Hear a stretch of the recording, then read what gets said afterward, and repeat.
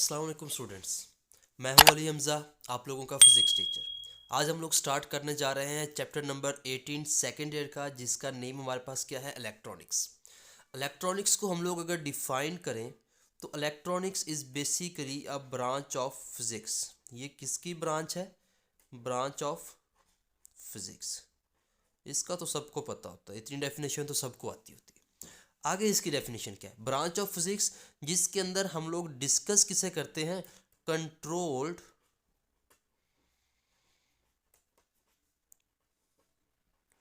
Motion of electrons. Mean that जो electrons हैं basically तो वो फ्री टू मूव हैं, लेकिन इलेक्ट्रॉनिक्स के अंदर हम लोग क्या डिस्कस करेंगे? उनकी कंट्रोल मोशन। कंट्रोल मोशन उनकी कैसे होती है, मज़ीद नेक्स्ट लेक्चर्स में आप लोगों को इसकी समझ आ जाएगी। अब हमारे पास जो मेन टॉपिक इसका है वो ये है P N junction. P N junction.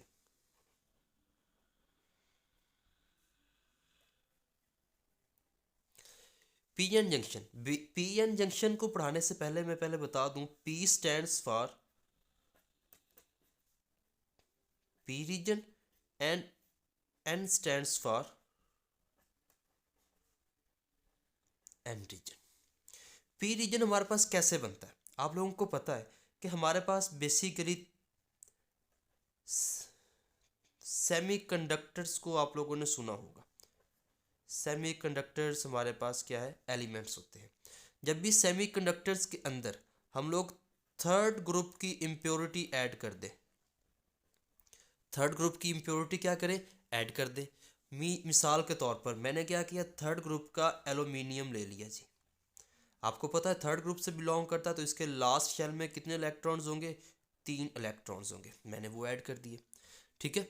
अब इसके साथ मैं सिलिकॉन के अंदर सपोज दैट मैंने इसको ऐड किया है, तो सिलिकॉन का एक इसके साथ मिल गया, इस सिलिकॉन का इसके साथ, इस सिलिकॉन का इसके साथ, और इस सिलिकॉन का ये। मीन दैट आप लोगों के सामने यहाँ पर क्या बचा? मेरे पास एक होल बच गया। ये जो होल है ये तो हमारे पास जनरेट हुआ है जब मैंने सिर्फ और सिर्फ एक एटम को ऐड किया है। ऐसे जब हमारे पास लाखों करोड़ों एटम्स होंगे तो ये होल्स की तादाद भी बढ़नी जाएगी, जिसकी वजह से पी रीजन के अंदर हमारे पास जो मेजॉरिटी चार्ज कैरियर्स होंगे, मेजॉरिटी मेजॉरिटी कहते हैं अक्सरियत को, majority charge carriers,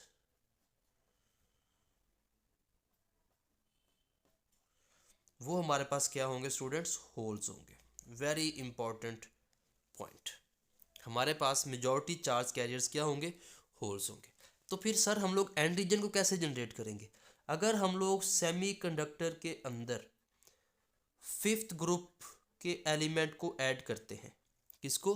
fifth group के। मिसाल के तौर पर मैं फास्फोरस की बात कर लेता हूँ। फास्फोरस के लास्ट शेल में 5 इलेक्ट्रॉन्स होते हैं, ठीक है। इसके साथ सिलिकॉन को ऐड किया, इसके साथ कोवलेंट बॉन्डिंग, इसकी इसके साथ, इसकी इसके साथ, और इस सिलिकॉन की इसके साथ। तो ये वाला जो मेरे पास एक इलेक्ट्रॉन है ये इजाफी नहीं बच जाएगा?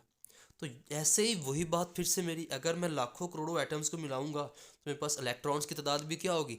ज़्यादा हो जाएगी, जिसकी वजह से एन रीजन के अंदर मेजॉरिटी चार्ज कैरियर्स क्या आ जाएंगे? मेरे पास इलेक्ट्रॉन्स आ जाएंगे। Majority charge carriers, majority charge carriers क्या है हमारे पास स्टूडेंट? इलेक्ट्रॉन्स है। अभी तक टॉपिक की तरफ हम लोग नहीं गए, ठीक है। तो अब हम लोग क्या करते हैं जी, टॉपिक की तरफ चलते हैं। पी रीजन और एन रीजन के बारे में हमें क्या मिल चुकी है? इंफॉर्मेशन मिल चुकी है कि पी रीजन के अंदर होल्स होते हैं और एन रीजन के अंदर इलेक्ट्रॉन्स होते हैं। तो हम लोग क्या करते हैं जी, हम लोग यहाँ पर एक पी और एन रीजन को मिला के ड्रॉ कर लेते हैं।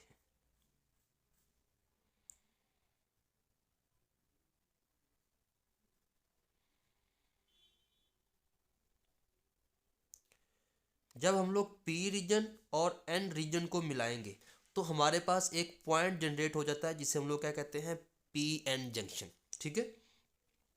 पी है तो इसके अंदर आप लोगों को पता है क्या होंगे? होल्स होंगे, क्योंकि इसके मेजॉरिटी चार्ज कैरियर्स क्या है? होल्स है तो मैंने ये होल्स ड्रॉ कर लिए, लेकिन लाजमी नहीं है कि सारे होल्स हों, इसके अंदर कुछ ना कुछ इलेक्ट्रॉन्स भी होंगे। अब इलेक्ट्रॉन्स की तादाद कम है तो उनको हम लोग क्या कहेंगे, माइनॉरिटी चार्ज कैरियर्स। ऐसे ही जो मेरे पास एंड रीजन है उसके अंदर क्या होंगे, electron as a majority charge carriers होंगे और holes as a minority charge carriers होंगे। अब स्टूडेंट होगा क्या, इलेक्ट्रॉन्स की आपस में रिपल्शन होगी जिसकी वजह से जो इलेक्ट्रॉन्स हैं ये डिफ्यूज़ होना स्टार्ट हो जाएंगे from N region to P region. तो ये इस जगह से उठकर इधर आ जाएंगे, होल्स के ऊपर डिफ्यूज़ हो जाएंगे। होल्स के ऊपर पॉजिटिव चार्ज था, इलेक्ट्रॉन जो इधर से इधर आए हैं उनके ऊपर नेगेटिव चार्ज था। तो फिर क्या होगा, यहाँ पर अब एक ऐसा रीजन जनरेट हो जाएगा जिसके अंदर कोई भी चार्ज नहीं होगा और इस रीजन को हम लोग कहते हैं डिप्लीशन रीजन। ठीक है, जिसके अंदर क्या होता है, ज़ीरो चार्ज। अब इस रीजन के अंदर कोई भी चार्ज नहीं होगा। अब हुआ क्या जी, बड़ी मज़े की बात है। पहले यहाँ पर 6 इलेक्ट्रॉन्स थे, यहाँ पर 6 होल्स थे, सपोज्ड वैल्यूज़ हैं, उनके दरमियान पोटेंशियल ज़्यादा था। अब क्या हुआ, पोटेंशियल कम हो गया और डिप्लीशन रीजन भी जनरेट हो गया, जिसकी वजह से अब जो पोटेंशियल है वो इतना इनफ नहीं है, इतना सफिशिएंट नहीं है, इतना काफ़ी नहीं है कि वो इन मौजूद इलेक्ट्रॉन्स को डिफ्यूज़ करवा सके from N region to P region. तो फिर इस पॉइंट को हम लोग क्या कहते हैं, इस पोटेंशियल को हम लोग नाम देते हैं पोटेंशियल बैरियर का। क्या नाम देते हैं स्टूडेंट, पोटेंशियल बैरियर का। और जो पोटेंशियल बैरियर है, अगर ये सारा सेटअप, जैसे यहाँ पर मैंने ये सारा सेटअप सिलिकॉन का किया है, अगर हम लोग एन रीजन और पी रीजन सिलिकॉन के साथ बनाते हैं तो उसके लिए पोटेंशियल बैरियर की वैल्यू होती है 0.7, वेरी इंपॉर्टेंट एमसीक्यू। और अगर हम लोग ये बनाते हैं जर्मेनियम के साथ तो उसकी वैल्यू होती है 0.3। ठीक है स्टूडेंट्स, ये हमारे पास क्या आ गया जी, डिप्लीशन रीजन की वैल्यू होगी। तो सर क्या इसके बाद करंट फ्लो करना रुक जाएगा, बिल्कुल करंट फ्लो करना रुक जाएगा, लेकिन हम लोग क्या करते हैं, फिर हम लोग इसके ऊपर लगा देते हैं बैटरी। जब हम लोग इसके साथ बैटरी लगाते हैं तो उसको हम लोग, वैसे तो हमारे पास यही वर्ड है कि वोल्टेज अप्लाई कर रहे हैं, लेकिन इलेक्ट्रॉनिक्स उसको एक और नाम प्रोवाइड करती है और वो क्या है, बाइसिंग। बाइसिंग, तो बाइसिंग की डेफिनेशन हम लोग क्या करेंगे,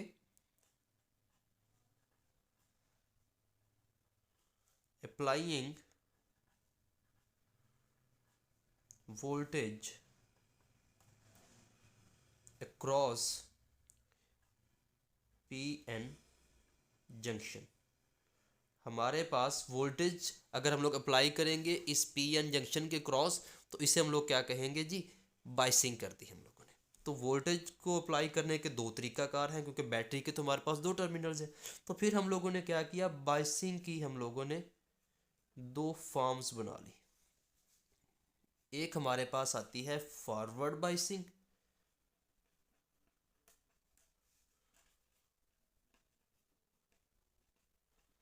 ठीक है, और एक हमारे पास आती है reverse biasing. Reverse biasing, forward biasing तब होगी जब बैटरी का पॉजिटिव टर्मिनल किसके साथ लगेगा, पी रीजन के साथ, और नेगेटिव टर्मिनल किसके साथ लगेगा, एन रीजन के साथ। मीन दैट, लगा के देख लेते हैं हम लोगों ने क्या किया जी, यहाँ पर पी के साथ पॉजिटिव, ठीक है, और एन के साथ क्या लगा लिया हम लोगों ने, नेगेटिव रीजन लगा लिया। तो हमारे पास क्या आ गया जी, ये पॉजिटिव है और ये नेगेटिव है। अब पॉजिटिव क्या करेगा, यहाँ पर इलेक्ट्रॉन्स को अपनी तरफ खींचेगा और ये जो नेगेटिव है ये एन रीजन में मौजूद इलेक्ट्रॉन्स को क्या करेगा, रिपेल करेगा, जिसकी वजह से डिप्लीशन रीजन की वैल्यू क्या हो जाएगी, कम हो जाएगी। तो दूसरा पॉइंट हमारे पास क्या आ जाएगा फॉरवर्ड बाइसिंग का, डिप्लीशन रीजन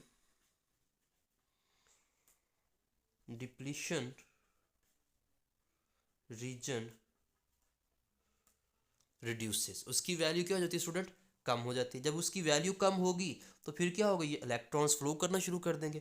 अब तवज्जो करें, अब जो फ्लो कर रहे हैं वो क्या है, इलेक्ट्रॉन्स हैं।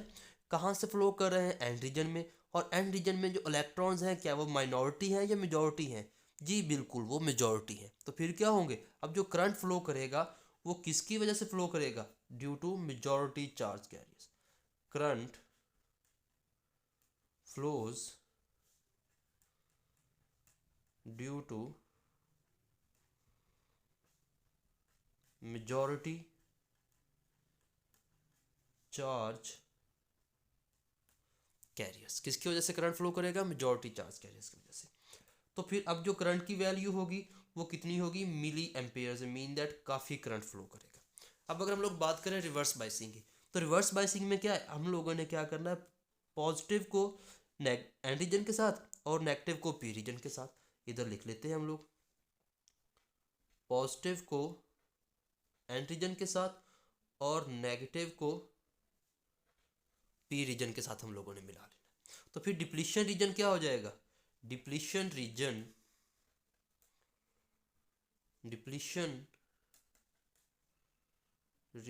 इंक्रीजेस, तो ये क्या कर जाएगा, इंक्रीज कर जाएगा। ठीक है। तो फिर अब इलेक्ट्रॉन को देखें, ये नेगेटिव जो टर्मिनल है ये इस पी रीजन के अंदर जो दो इलेक्ट्रॉन्स मौजूद हैं इनको रिपेल नहीं करेगा, और ये जो पॉजिटिव इधर है ये इन इलेक्ट्रॉन्स को क्या करेगा, अट्रैक्ट करेगा।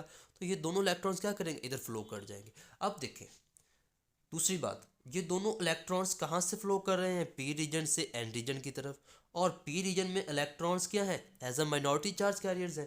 तो फिर हमारे पास जो अब ये करंट फ्लो करेगा, it will flow, current flows due to minority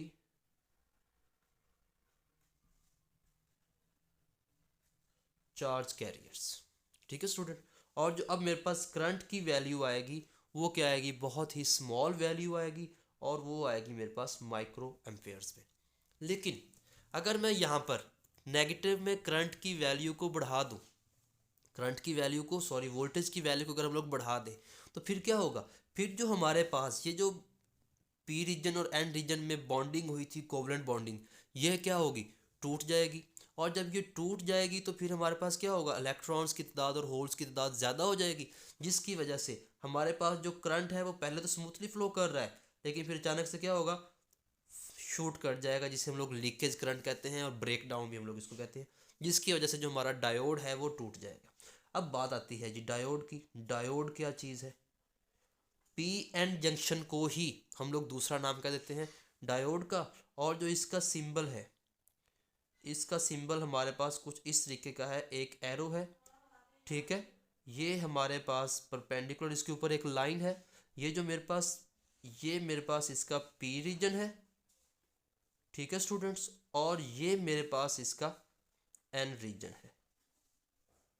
और ये जो डायोड है ये सिर्फ और सिर्फ वन वे वर्क करता है, वन वे, और ये सिर्फ और सिर्फ फॉरवर्ड बाइसिंग ही काम करता है। ठीक है स्टूडेंट। और फॉरवर्ड बाइसिंग में, जैसे कि आप लोगों के सामने, फॉरवर्ड बाइसिंग में जो करंट की वैल्यू है वो बहुत ज़्यादा है, तो फिर इसकी जो रेजिस्टेंस होगी वो क्या होगी, बहुत कम होगी। रेजिस्टेंस के लिए R F for forward resistance, और V F forward voltage over forward current. बात की समझ आ गई।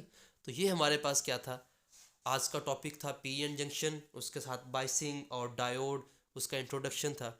मज़ीद हमारी मुलाकात होगी अगले लेक्चर में, तब तक के लिए अल्लाह हाफिज़।